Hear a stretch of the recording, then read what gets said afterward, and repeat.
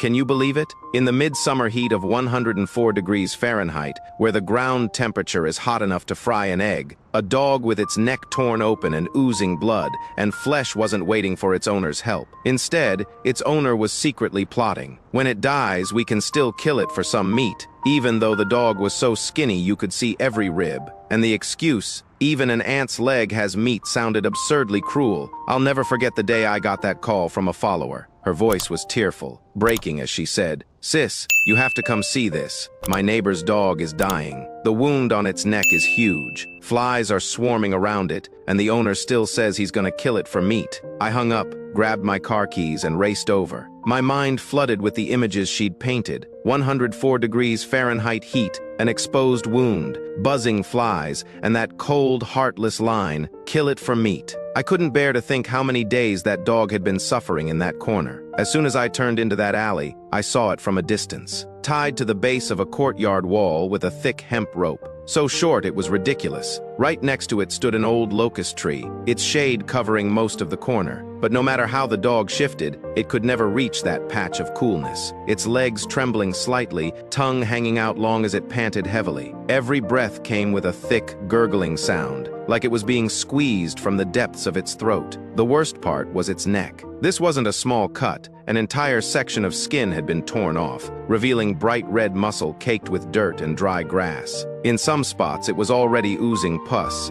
Just looking at it made my scalp tingle. And the old man hasn't put a drop of medicine on it. I told him it'd get infected, and he said, "When it dies, we'll just eat it." Sir, look at this dog's wound. And if you don't do something, maggots will grow in that wound. "A dog bit it," he said. "Played too rough with a German shepherd and got torn up. I was gonna kill it for meat anyway. Skinny or not, it's better than nothing. But the wound's infected." I pressed, panic rising. "What if you get sick from eating it? Sir, if you want meat, I'll give you money to buy fresh meat instead. Let me take this dog to get treated." "Okay, it's so good, killing it would be a waste." He stared at me for a long time. Then, at the dog after a silence that felt like forever, he said slowly, "You can take it if you give me 200 yuan. I'll buy meat with it." I was furious and helpless all at once. A living, breathing creature, worth just 200 yuan to him, and that money was only to replace it with other meat. But I didn't dare argue. I was terrified he'd change his mind. I pulled 200 yuan out of my bag,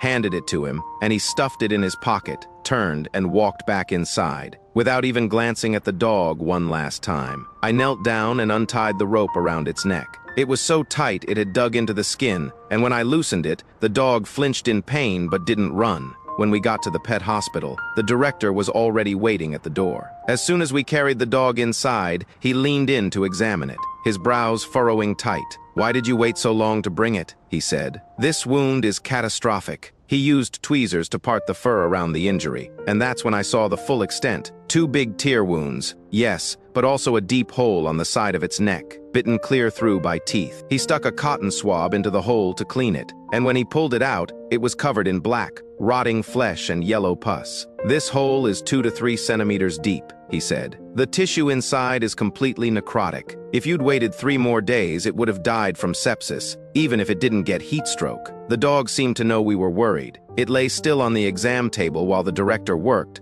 and only trembled all over when the wound was cleaned. Its paws clinging to the tablecloth, but not a single bark or whine. "This dog is incredible," the director said as he cleaned. "Most dogs would be fighting tooth and nail in this much pain, but look how good it is." After cleaning, the nurse put an IV in its paw to fight the infection. The tube must have felt cold. I sat beside it, watching the IV drip, and felt a little calmer. At least it was in air conditioning now, with someone caring for its wound, no longer stuck in that heat and pain. The next day, when I went back, the nurse smiled and said, "Your dog's a little troublemaker. Chewed through 2 IV tubes last night." I walked to its cage, and it recognized me instantly. Its tail wagged so fast it shook the cage, and it scraped the bars with its paws, trying to get to me. When I opened the door, it jumped out and nuzzled my leg. No chaos, no fear, just joy. The nurse brought it a bowl of chicken breast, and it ate slowly, licking up every crumb that fell. When it finished, it looked up at me like it was asking, "More." I stroked its head and asked the director, "When can it have surgery?" "The blood tests came back," he said. "Its inflammation levels are through the roof, and its white blood cell count is way too high. We need to give it IV antibiotics for 2 days to get the infection down first. Then we'll surgically remove the dead tissue and suture the wound. That's the only way it'll heal fast. If we let it heal on its own, it'll take forever, and it'll get infected again. How much will all this cost? I asked. Surgery, hospital stay, stitches, probably 2,500 to 3,500 yuan total, he said. Less if it recovers well and doesn't need extra care. It's an external injury, with good post-op care. The infection risk is low. You have my word. I nodded. No matter the cost, it was worth it if the dog would be okay. On the 3rd day, I walked in just as they were debriding the wound. The director rinsed it with saline, disinfected it with povidone, iodine, and applied ointment. This time, the dog trembled harder, its ears drooping, tears glistening in its eyes. I reached out and stroked its head. "It's okay," I said softly. "Almost done. Just hold on." It calmed down a little, staring at me and clinging to my hand with its paw.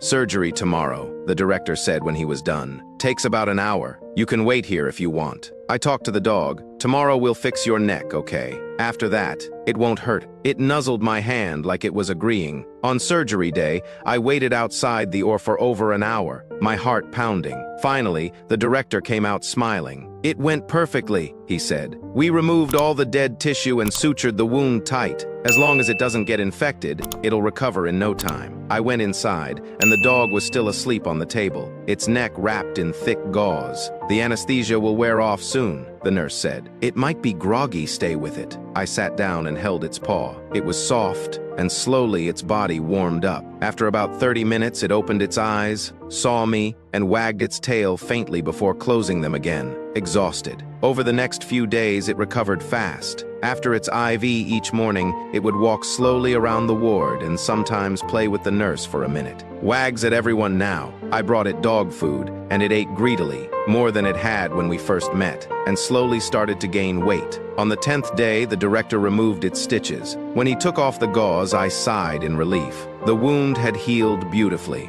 It was still a little pink, but no more pus, and the sutures had left a smooth line. "Keep applying ointment at home," he reminded me. "Stop it from scratching, and it'll be fully healed soon, and feed it well. It's still too skinny. Help it put on some weight."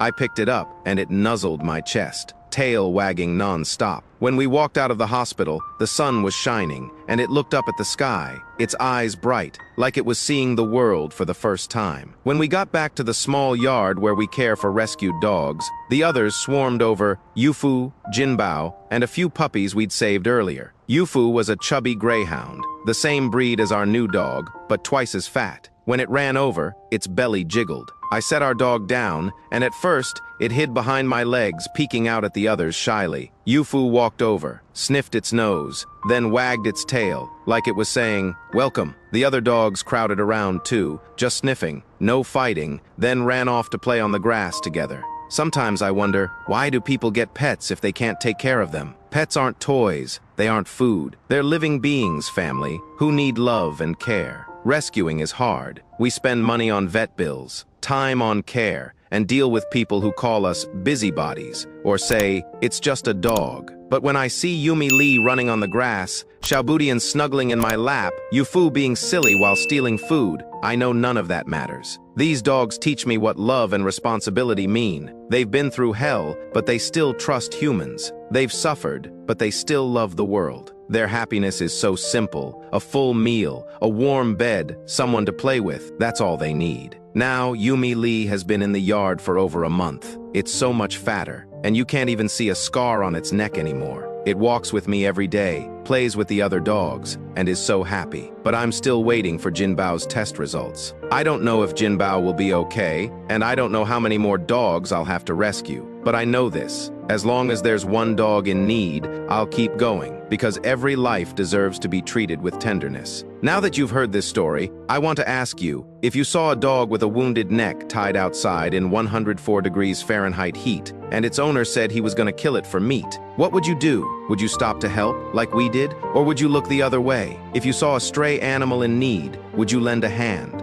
Have you ever rescued a stray? Share your stories and thoughts in the comments. Every person's care and attention gives these animals more hope. I believe if we all have a little more kindness, a little more responsibility, more dogs like Yumi Lee will escape pain and find warm homes. And this road of rescue, with more people joining us, will only get brighter.